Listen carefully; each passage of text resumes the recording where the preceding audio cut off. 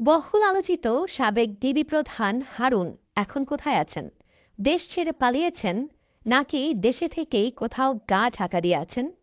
ছাত্র জনতার বিক্ষোভের মুখে সাবেক প্রধানমন্ত্রী শেখ হাসিনার দেশ ত্যাগের পর সবার মনে এখন এই প্রশ্ন ঘুরপাক খাচ্ছে যে সাবেক ডিবি প্রধান হারুন এখন কোথায়?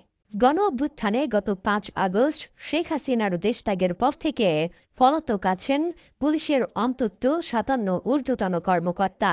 এর মধ্যে আছেন ঢাকা মহানগর পুলিশের গোয়েন্দা বিভাগের সাবেক অতিরিক্ত কমিশনার ও বহুল আলোচিত পুলিশ কর্মকর্তা হারুন রশিদ। বিমানবন্দর দিয়ে পালানোর চেষ্টা করেন হারুন।